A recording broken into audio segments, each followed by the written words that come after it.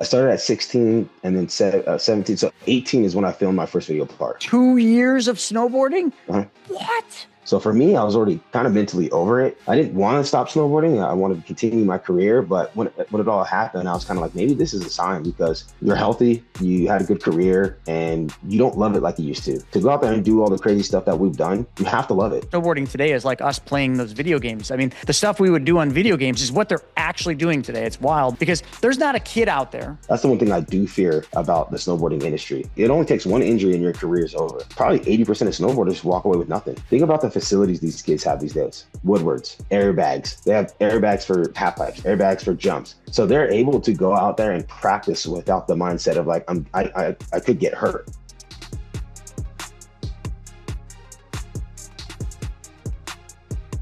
So Stevie, you were one of the most iconic snowboarders in the era. You were with one of the brands that everybody knew, everybody wanted, and everybody watched the videos, and that was the Forum brand and Special Blend.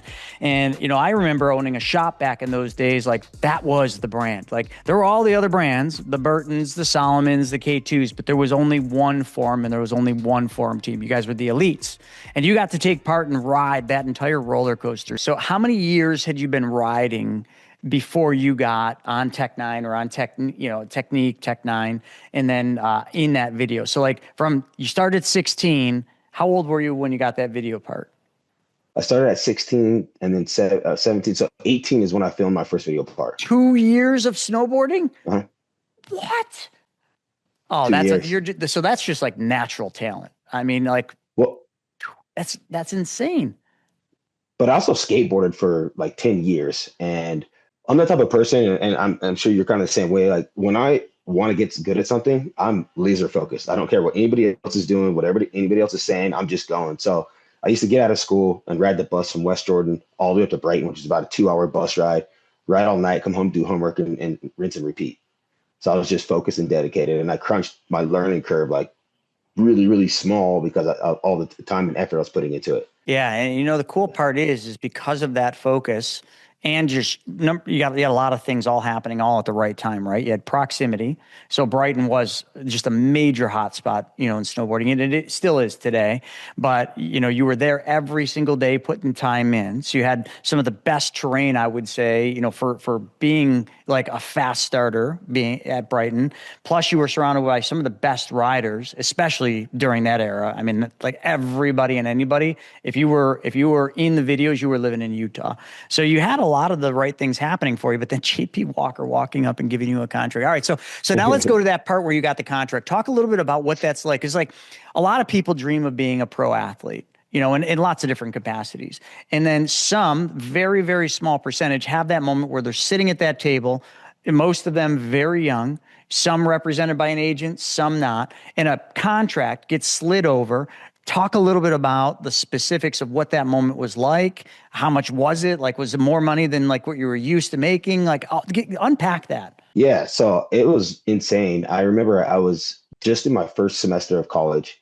I was studying for a communications test, and I was living with my father. And I hated the communications, and we had to stand up and speak in front of the classroom. And I was just so nervous, but I was studying for it. And then Roberta calls me. She's like, "Hey, I got a contract from Forum.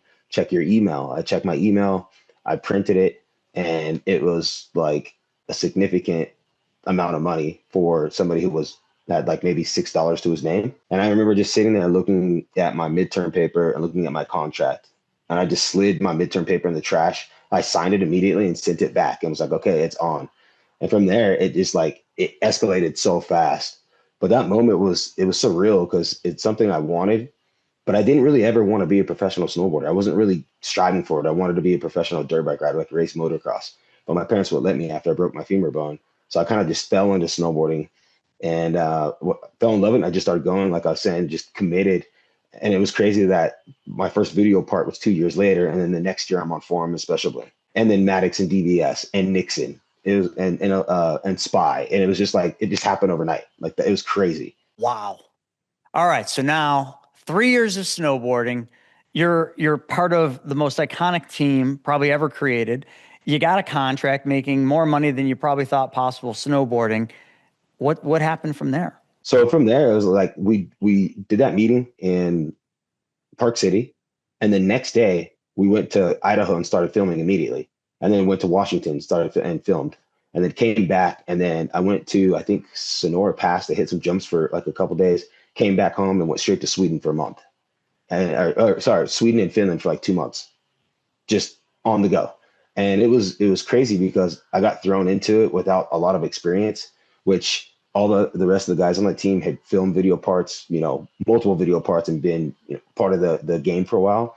And I didn't really know what I was getting myself into. And I didn't have a lot of um, like I didn't have a big bag of tricks. I didn't have a lot of uh, skills on my snowboard yet. I was still learning a lot of things. So a lot of my first video part was just winging it and just learning tricks as I go.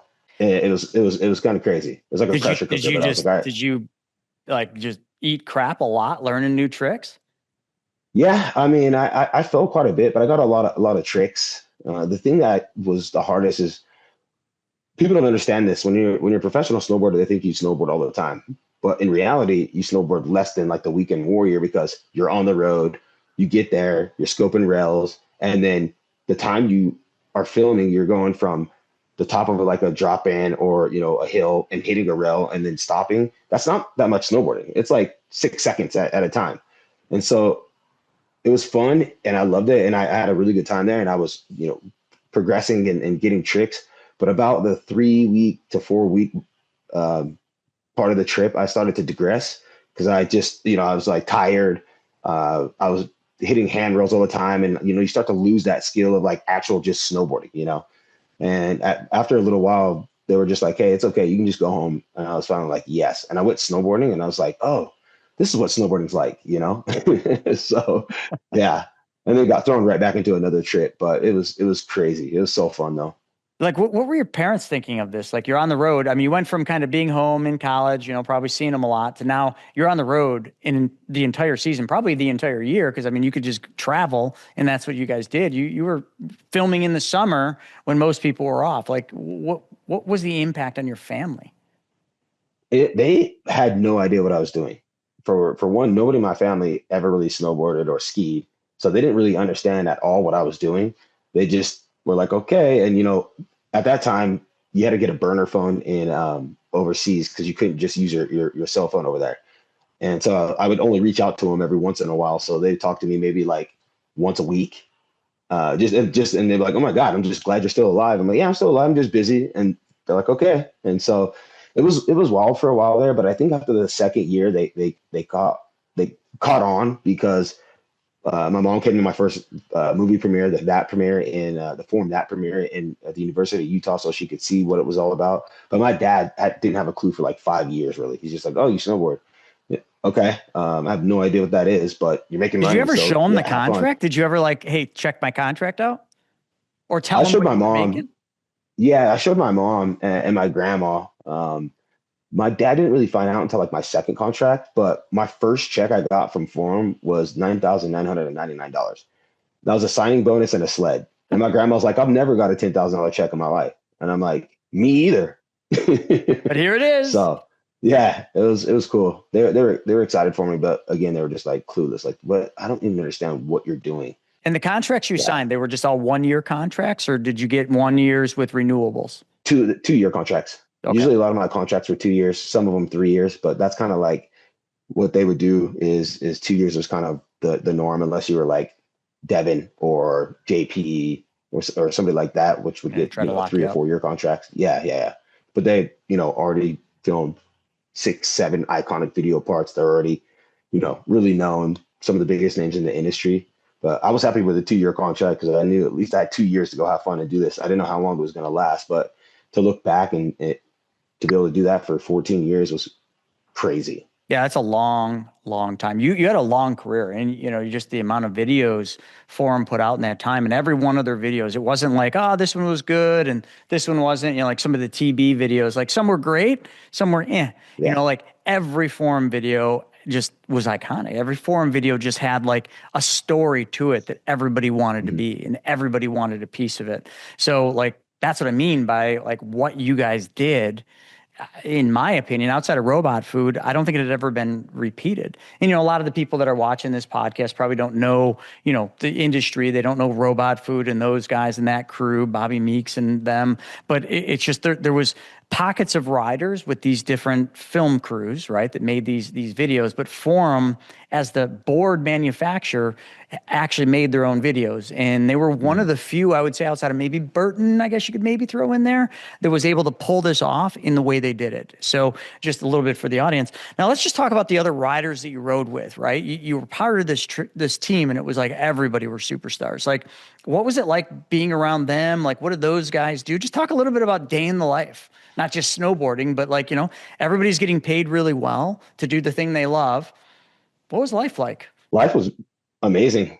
I would say that everybody was really supportive. I don't think a lot of people realize that I had only been snowboarding for 3 years at this point, but everybody was really supportive. We always operated as a unit, like we always helped each other out, whether it's like if somebody wants to hit a spot and other people don't, we help build it and help them get the shot and do the same thing, for the next person. We're just supporting each other. Like somebody goes down, we're always there for each other. And I think that team camaraderie is what made our videos so special, is because it wasn't like we were faking like we liked each other. We actually enjoyed hanging out with each other.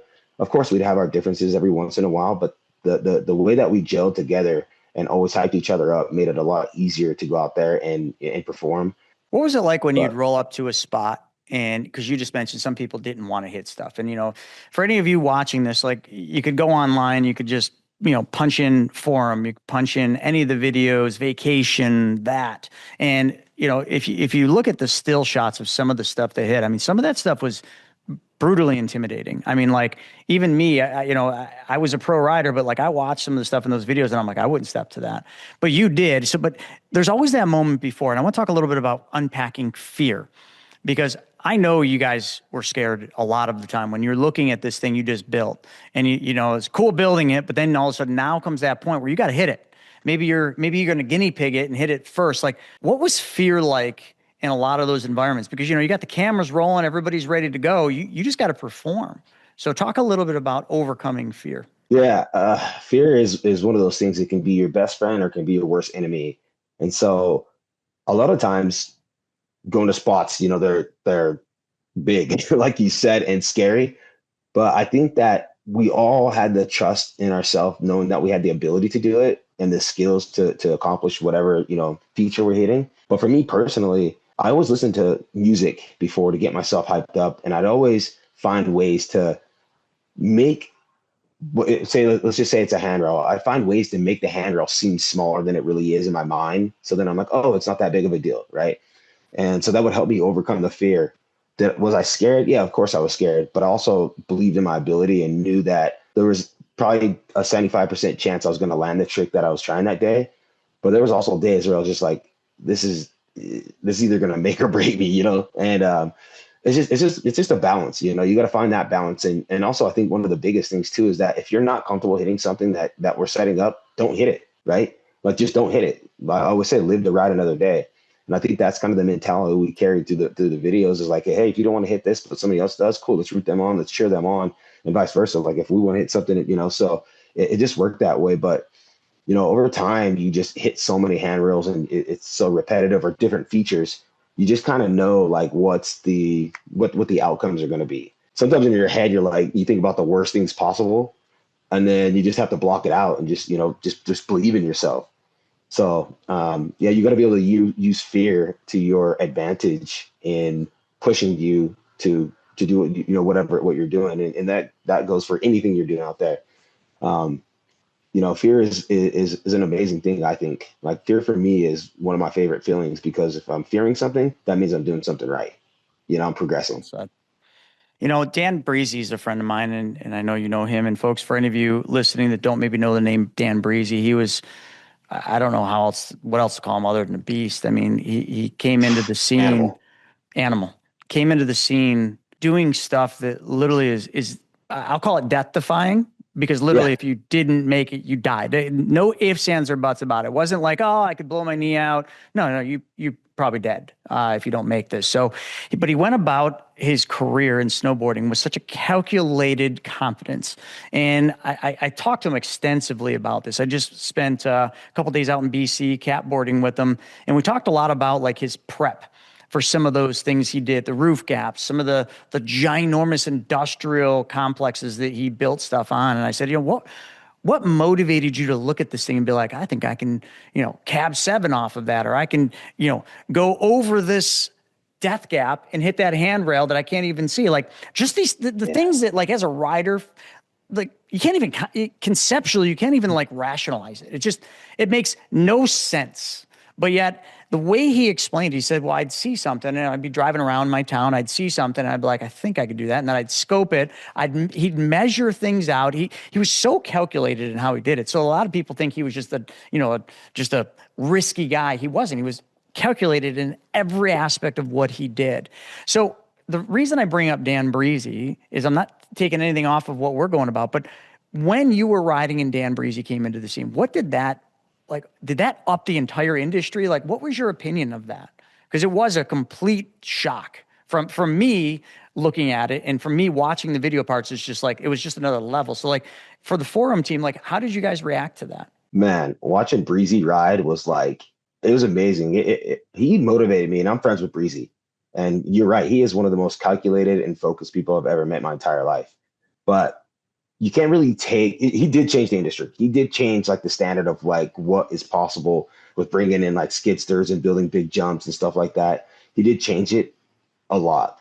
And I think that he for the better, there's change that it can be bad for the industry and change that can be good for the industry. And I think that Breezy's change was awesome. And I always loved watching him ride because it motivated me. I can't speak for everybody else, but watching him, I was like, oh, that's rad. And it would make me in my mind, it like get my creative juices flowing. And I stopped looking at like, oh, let's just go hit this handle or this ledge. Like, oh, let's go hit this gap. And so he helped me out because he just opened my mind to other possibilities. But that dude is next level. And I don't think there's anybody out there that can say anything other than that guy is madly skilled, calculated, and a very talented person. Yeah, I mean, when you watch his videos, I did this after we were out in BC, just because I'd forgotten about some of the stuff he did. And you're going back 11 to 14 years. Mhm. As how long ago that was, and the stuff he was doing then still hasn't been duplicated in some capacity. There's people doing crazy things, but nothing like what he did. And I think you guys did a lot of that same thing. So in your videos as they progressed, you did really unique stuff that definitely changed the industry, but somehow you guys did such a good job at setting an image, a brand that and I never really, I was a shop and, Forum and Burton, they used to be independent, but then they merged and they came together and then Burton shut Forum down. Can we just talk a little bit about that? And like, cause that sent shockwaves through the industry on how they did that and created a lot of hate for Burton at that time because it just almost just erased one of the best things going for snowboarding and something that most riders connected to on not a level of like the biggest, baddest gaps, but just like they just wanted to be part of the culture, part of snowboarding. And when Forum died or Forum ended, I feel like snowboarding almost ended. Like a certain part of snowboarding died with Forum. Can you talk a little bit about your experience being front row seat to that? Yeah, and you're absolutely right. I felt like a piece of the industry died when Burton closed Forum, but it's funny because I only know Forum from when Burton bought them because Burton bought them the year before I got on. So all my checks said Burton, and a lot of my luggage bags had Burton logos, like small, and then Forum logos big on them. But I do know that Burton buying them was a good thing too because the product and the technology and the product and the development got a lot better. I heard horror stories of some of the old four-star issues with their boards and bases falling off and stuff like that, which I'm glad I didn't get to experience that. But Burton really did help out Forum, and they really let us be independent. Like they weren't hands on with any of our projects. Like we were, our office was in California, theirs was in Burlington, Vermont, but they gave us free range to do what we wanted, and it was rad. But I think that, in my personal opinion, that I think that Burton got sick of all the hype around Forum just because our videos were so good and they weren't able to replicate what we were doing. But I remember 2012 was my last year on Forum, and I just remember Kevin Keller calling me and just saying, "Hey, we can't renew your contract." And I kind of thought that was odd because I just filmed Vacation, my video part, my best video part ever, and killed Ever. it. So I was like, "That's weird." I'm like, I don't understand that. I was confused. So and for me personally, I was like lost. I was like, "Now what am I gonna do?" And then I think it was like 6 months later they closed the doors, and I wasn't around when it happened. But I mean, I talked to everybody, and everybody was just like super bummed. I know like some of the in-house guys went over to Burton for a few years, but I mean, I got thousands and thousands of messages of people being like, what the, what's going on with Forum? Like, where's it at? Why is it gone? And then, the whole give Forum to Peter thing, which I thought, they should have just done that. But yeah, I don't know. I think they just got over the competition of Forum because I feel like we 100% were what it was. more, yeah, more, we were more fun of a brand than Burton was, and I think that they kind of didn't like that.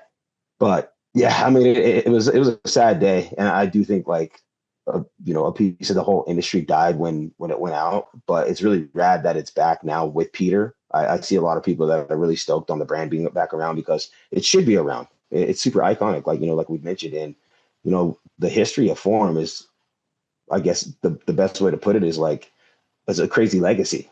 I mean, if you look at all the videos and all the even the marketing, the logos, the brand, etc., like the boards and the outerwear, all that stuff was like so iconic every single year. So yeah, it was a sad day, but I'm glad it's back. Well, the other thing too now that's awesome is, Peter relaunched Forum, and it's back for sure. And now you're still part of that chronicle, if you will, because you're doing the podcast. You want to talk a little bit about like the podcast? Then after that, I want to kind of take a step back and talk about life, what it's like for a professional athlete when the music stops. So there's a moment where the music stops. And what I mean, where your career technically ends. You may not in your mind know it, in your body you don't know it, but it's over. And mine was an injury out in Mammoth that, wasn't the worst injury I ever had, but it was one that was severe enough that I never recovered from. I never was able to get back. Now, I think with that perspective, when I look back at that very moment when I overshot that jump, and I think about where I was in my career at that point, in my mind, I was at the top, but really I was already the old guy. I was the old guy fighting to compete and ride and get video parts against all these young guys, which clearly had just a leg up on me because of age differences. But to me, I'll work them, I'd out train them, I'd do whatever just to stay at top. But then that injury just took me out. Now, this is not unique to me. This is every athlete's journey. We all have a Yeah, moment where it ends. And for me, it wasn't a good one. It landed in, I was lost. I got completely depressed. I was angry. I lost my identity. Like there's so many things that happened during that moment, but I want to go back to yours. You said you walked away. Talk a little bit about that. And then I want you to talk about some other, you don't need to name names, but just other athletes, that had that day where the music stopped and what happened after. yeah. I mean, everybody's circumstances are different. Luckily for me, I didn't really have any injuries, but I also spent, from April all the way to the season, I would train with a personal trainer and work on injury prevention all year long, so I could stay strong through the winters, and that helped prolong my career like a lot longer. And fortunately, I never really had any bad injuries. I had some nicks and dings here and there, but was able to stay relatively healthy. And so for me, the day that the music stopped was like 2015 or no 2015 or 16. I got my last check from I was on NEF. I got my last check from them, and I was just kind of thinking to myself, I'm like, well, my agent's like, there's no money anywhere, so I was just kind of like, okay, well, I guess this is done. And that day was kind of that day was a sad day, but it's also a relief because and this we're flirting with danger every single day, right? And I always told myself the days that you wake up and you're afraid to go snowboarding is when you need to quit. And for the last like 2 years, I would, if at night, knowing we had to go hit a feature, I'd just have nightmares and just like couldn't sleep and just be afraid of it the whole time. So for me, I was already kind of mentally over it. I didn't want to stop snowboarding. I wanted to continue my career, but when it all happened, I was kind of like, maybe this is a sign because you're healthy, you had a good career, and you don't love it like you used to. To go out there and do all the crazy stuff that we've done, you have to love it, you know? because if you don't love it and you're not focused, you're going to get broke off pretty quickly. So it was kind of a relief and sad at the same time. But I needed that break. I didn't ride for 6 years, and I needed that break away from snowboarding. I was burnt out, but I realized I was more burnt out on the industry than snowboarding. And so when I started riding again in 2022 or 23 or four, whatever, I was like, oh my gosh, I love snowboarding. Like, love it. I love it now more than I ever have. It's so fun. But I've seen other guys, like you're saying, one injury takes them out. And that happens to a lot of people.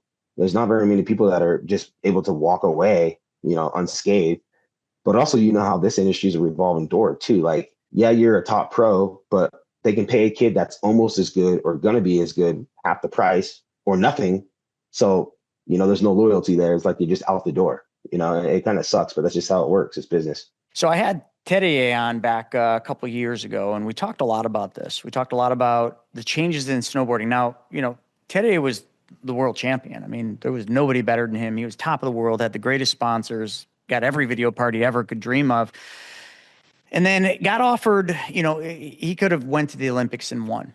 But how he looked at the Olympics and FIS and everything that they were bringing was just foreign to everything he knew snowboarding was supposed to be. And he always fought against it. And obviously, a lot of things happened. I don't want to go into that. You can watch that episode. But what is your thought on how the industry has changed, gone mainstream in a lot of ways? And Forum was never mainstream. Even though it was owned by Burton, it was never mainstream in the idea of looking at what you guys stood for. But the industry is definitely mainstream now. And you just mentioned it. You were talking about, a rider getting paid nothing who has the potential to be more. Like, they'll drop a paid rider to kind of endorse this one. And that's really all it is now, is clicks. But I think a lot of this has to do with, the Olympic trials. I mean, look at riders spend the entire season competing just to get a shot for X Games, or just to get a shot to kind of go on and be considered for the Olympics. Like, what is your take on this? And now, one more thing. Now you've got riders, and I'm just going to pick on the Japanese riders because they're just dominating right now. They're kind of like the scanners were back in our era. But the Japanese riders, I've heard about their training, and they literally every day, all day, they get up like machines and train. And that's all they do. I don't want to say not for the fun of it, because I'm sure they're having fun, but it's kind of expected of them. They got to train, and I've seen how they train for the Olympics. It's to me, it almost just looks terrible.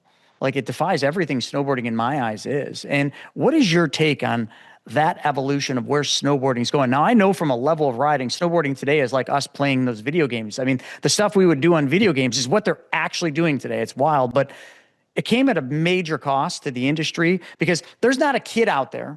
Sorry, I'm going on a tangent. Not a kid out there that sits down, watches X Games or watches the Olympics in the pipe and sits there and be like, I can do that. I could do that. I could be that. They're just like, wow, that's it. It's kind of like, wow, that's crazy. But like, there's not that connectivity where, like, if I go out and I practice this and I do this, I could learn that. Like, it's literally to a point where most people, the average snowboarder that goes and buys a board, it's not like they're looking at it the way you did 2 years and 3 years into your snowboarding, where like, I can go pro, or I'm pretty good, I'm pretty confident.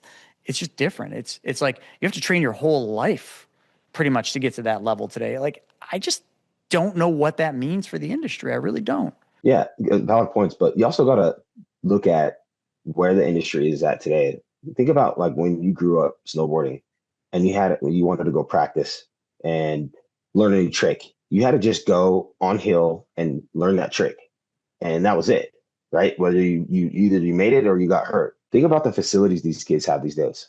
Woodwards, airbags. They have airbags for half pipes, airbags for jumps. So they're able to go out there and practice without the mindset of like, I could get hurt, right? So it changes a lot of that. If I had an airbag that I could practice on every day, my riding would have been, I'm not saying I'd be like the kids now, but my riding would have been way, I would have had way more tricks. So I think that right there has changed a lot, because the accessibility of these facilities is pretty easy. I mean, there's a Woodward up the street from me, and I see young kids up there every day just jumping into the foam pits and jumping into airbags. And so it's like, to push yourself, you can push yourself a lot harder without having the risk of getting injured. You can do that trick 50, 100 times and then take it to snow. And that's what's like really evolved snowboarding. As far as the industry goes, like I don't know where it's going to go from here because people are doing quad corks and like 2640s or whatever. And I just don't know. I'm like, what else can possibly be done on a snowboard? Like, do we go backwards and then it becomes more about like the stylish 360s and 720s and stuff? Or does the spins just continue? I Like, I hope it don't, goes I mean, backwards. I hope to God it goes yeah, backwards. me too. But I just don't know. I mean, I'm all for change, and I like where snowboarding's at because it's cool to see these kids pushing the sport to an insane level, and I think it's big for the industry because we already know snowboarding's not a big industry like in general. So to have all these mainstream things happening, like the Olympics and those kids that are like crushing it, they're just putting more eyeballs on the sport that we love. And the more eyeballs on the sport we love is the more people that are want to get involved. The more people that want to get involved, the more money in the industry. The more money in the industry, the more opportunities for people like yourself and I and all the younger generations. So I like it. The one thing I don't like about snowboarding is everybody wants to keep it core. Oh, it's just core. It's just core. I'm like, well, core is poor. So like we need corporate sponsors. We need bigger, like more eyeballs on our sport because that's what's going to help our sport evolve and to continue like creating careers for people. But if there's no money, then nobody's going to have a career. So I think it's in a good place. I want it to continue to grow, and I myself like try to spend as much time as I can trying to influence like new generations to go out there and snowboard because it's fun. You It know? is. And now let's talk a little bit about the money side because you just brought that up. More money in the sport, more opportunities. And I completely agree with all that. And I think like the energy drinks, like namely, we'll just pick on Red Bull and Monster. I think those two companies completely changed the entire sport in terms of Yeah. like bringing unique, fun things. I mean, heavy metal, which, I know you're going to go out there to Boston and coach that here soon, but like I remember heavy metal in Niagara Falls, I rode in that, and that was just so different, so cool, so just you were Hey, special Chris. if you got to ride in it. And, and, Uh, and that's really unique. But the thing I hear as I bring more and more riders on, I was just out with Miles, there's so few riders actually getting paid what would be yeah. a living wage. Like most of the riders, and I know they're young and supported by their family, but as they get older, like, there just doesn't seem to be a path of sustainability for an athlete to actually make enough money that will set them up. Because I mean, it is a short journey. Yeah. From a financial standpoint, do riders have a shot to go on and make enough money that would at least kind of set them up for life? That's a very interesting question because I know a lot of pro snowboarders today, and some of them are making $10,000 a year. And you and I both know that's not a living. But for like, as 18-year-old kid, that works because that's just travel budget. So there is a way to make a living, but you have to be like the top contest guys to make a living. You have to be winning. You have to be getting, earnings and matches from sponsors and getting the big corporate deals like, the Monsters, the PlayStations, the, whatever the case may be. But for like the old school, like video part guys, like myself, there's not really a way to make a living like it used to by, depending on sponsors to pay you a salary. But I will say that social media has changed a lot for snowboarding. And I see people that are not even professional that are making a lot of money just through social media. So the answer is yes, there is, but it's not the traditional route. You got to be creative. If you're not winning contests, you have to be creative and go out there and build your own brand because there's not a lot of money in the industry with, trying to rely on a salary from sponsorships. So you're either winning or you're getting creative. I like that. And, back in your era and mine as well, like riders really did get paid well.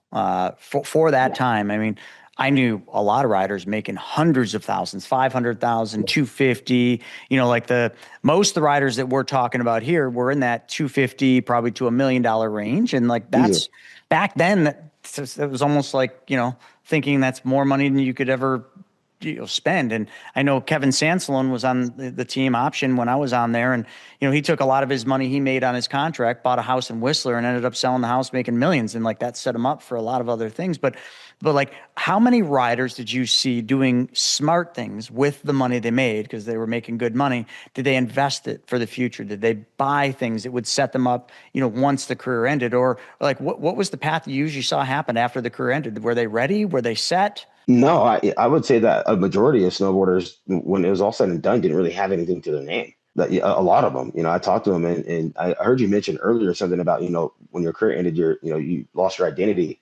And I see that, still with a lot of my friends that, we're professionals. You lose your identity. You don't really have anything to show for it. And when I walked away, I lost my identity for a long time there, and it took me a while to get it back. But I would say there's probably 80% of snowboarders walk away with nothing.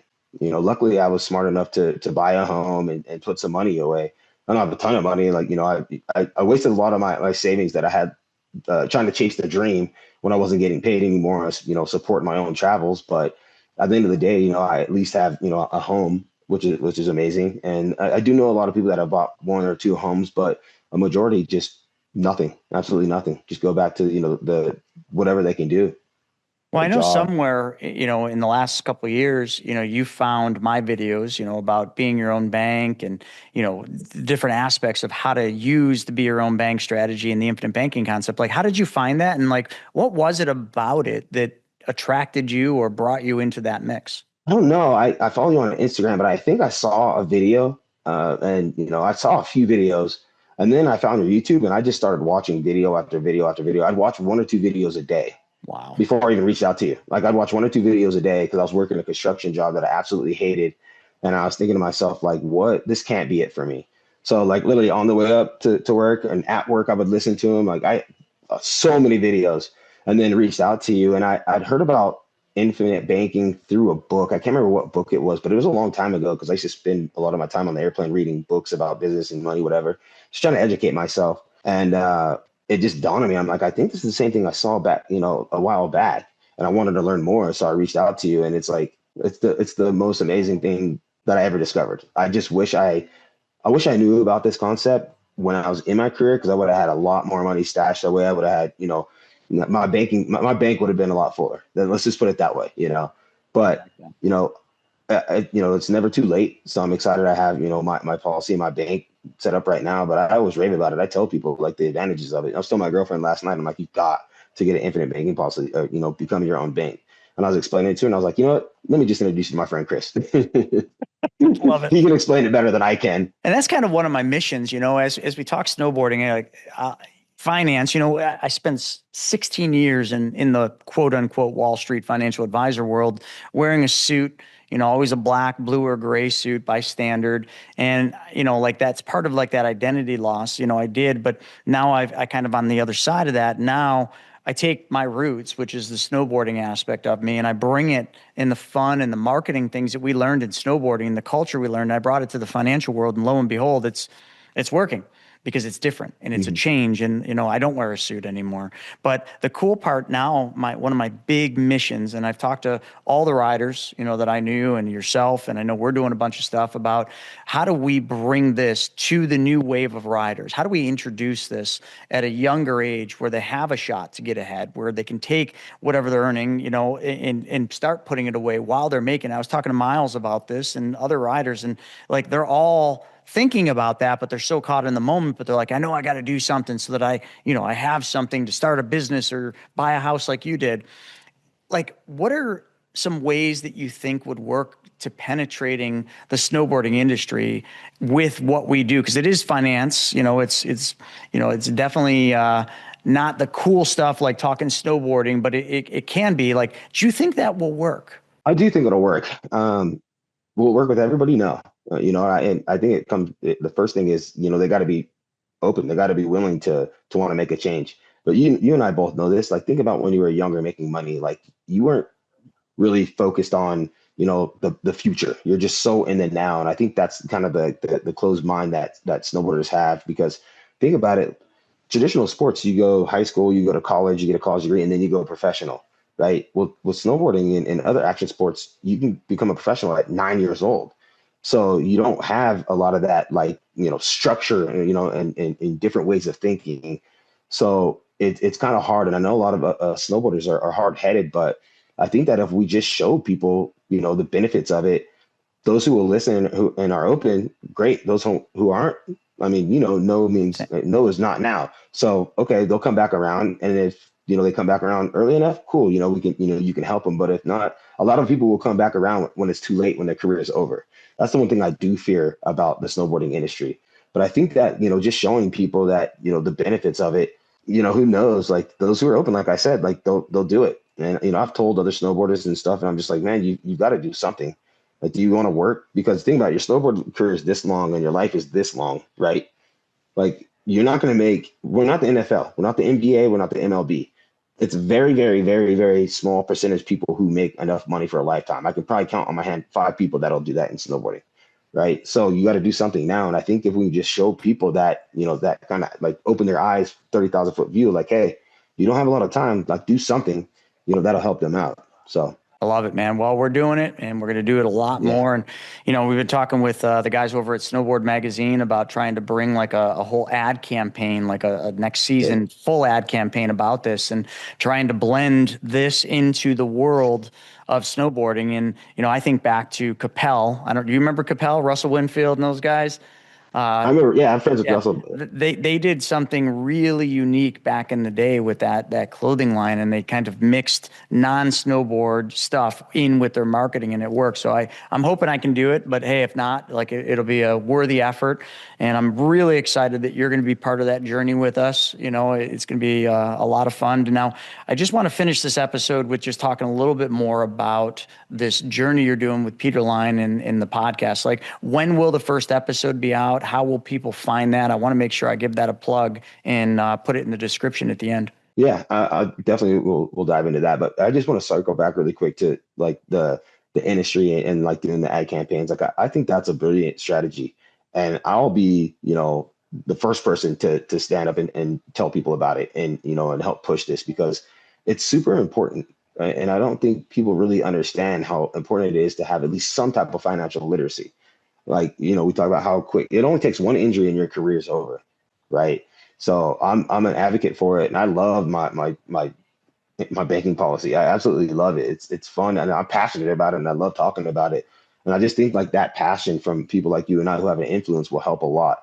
It might take a little time, but I think as we start to get more and more people like on with us, it'll start to like steamroll. So I think we're in a good place for introducing this to the industry. I love it. Well, let's Yeah. talk about So how we're going to do it with your yeah. podcast. So yeah, I mentioned earlier the podcast is the Forum Chronicles. The first episode should be out between the first week of February. I'm looking at launching the 3rd of February. It's basically the story of the 20-year history of Forum, and I've got the Forum aid. I've got people from industry like Pat Bridges and Blaze Rosenthal, so the outside perspective, that were involved with different brands as Forum came around.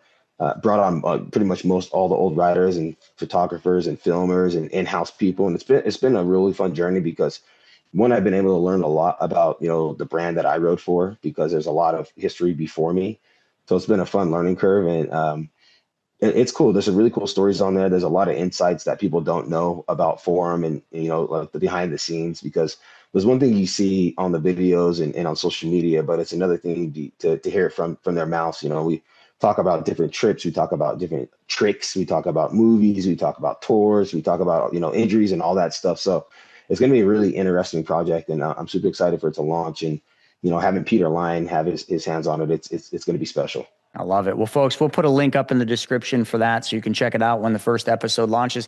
I want to finish this episode with a story about Pat Bridges, iconic in the industry. But, I got a lot of stories with Pat, a lot of stories from the U.S. Open. And, Pat, first off, in the era, had the best hand plants. He could hand plant Still to this everything day. and anything. I don't think anyone can step to Pat Bridges' hand plants, and he taught me some things. So, but the biggest thing Pat Bridges taught me, the U.S. Open used to be at Stratton, and there was just chaos. Drinking, climbing trees, like your favorite riders, and just an amazing time. But what happened is, you'd hike up the snowboard pipe, you'd be there, you'd be drinking because that was all allowed. There was I don't think there was any rules. And eventually, you got to relieve yourself. But to relieve yourself, you got to fight your way through tens of thousands of people, make it into some bathroom down there. It just wasn't, you couldn't do it. And I remember I'm next to Pat, we're watching it, we're talking, we're having a good old time. And I'm like, man, I got to piss. And he's like, go. And I'm like, right here? He's like, did they not teach you anything? The dude gets down, digs a hole, lays down in it, pisses, stands up, covers it. And he's like, nobody taught you that? And I'm just like, you single-handedly might have just showed me the most valuable thing every snowboarder should learn. So that is my advice to every one of you. If you ever need to go to the bathroom on the hill, use the Pat Bridges method, dig the hole, go, and then nobody even knows you were there. That's my story, and that's what we're going to wrap this thing on. Stevie, what's the best advice you could give anybody watching this podcast? Man, that story about Pat Bridges that's totally Pat Bridges. Like he's always, yeah, Pat. I love Pat Bridges. Advice, I would just say, do what makes you happy. Live life, do what makes you happy. Value the things that are important, and that's the free things. Like, I think a lot of people don't value their own mind, their own health, the things that are free. We value material things, and I just think that it's so silly because without health and a good mind, what are the material things worth? So, just strive to be happy and, value who you are, and have fun with life at the end of the day. I like to have fun. And I think that's the most important is just have fun with whatever you're doing. I love it. If people want to follow you and get to know more about Stevie Bell, where would they go? You can hit my Instagram at Stevie Bell 801. And from there, like all my social channels are connected to there. Stevie Bell 801. Folks, we're going to put that in the description. So check it out, 801 for Utah. And with that being said, Stevie, thanks for joining us for this episode. It was pretty epic. And all of you have a great day. And thanks for joining us on this episode of Money School Elite. We'll see you next time.